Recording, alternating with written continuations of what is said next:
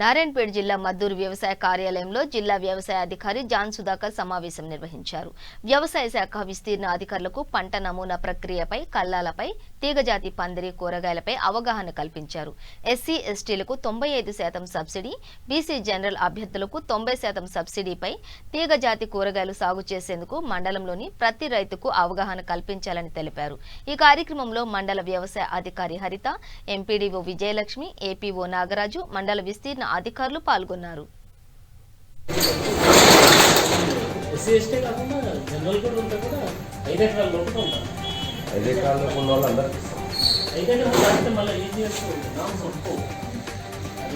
పార్లమెంటులో చట్టం కావాలి.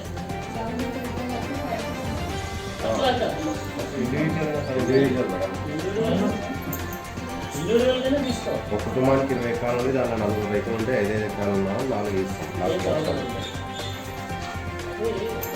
20 గుంటాలు ఇస్తాం, హాఫ్ ఎకర్.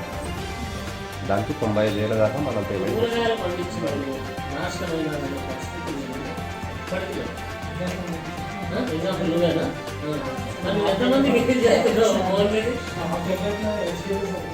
అందరూ కూడా క్రాప్ బుకింగ్ అనేది కంపల్సరీగా మనం టార్గెట్ పెట్టుకొని కంప్లీట్ చేయాలి.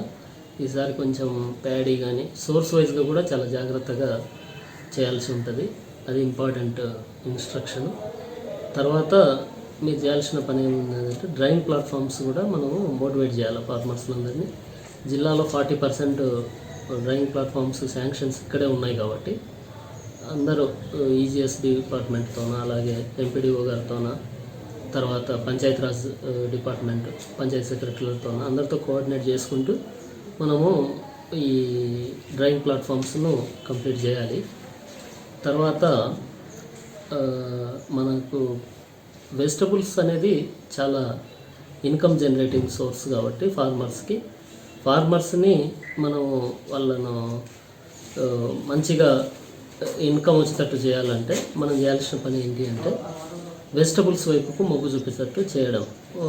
కొంతమంది వెజిటబుల్ పెండాల్స్కి ఈజీఎస్లో 95,000 నుంచి ₹1,00,000 వరకు వచ్చే ఆస్కారం ఉంది కాబట్టి మనం చేయాల్సిన పని ఏంటంటే ఫార్మర్స్ని అందరినీ కూడా వెజిటబుల్ పెండాల్స్ను గ్రో చేయించడం.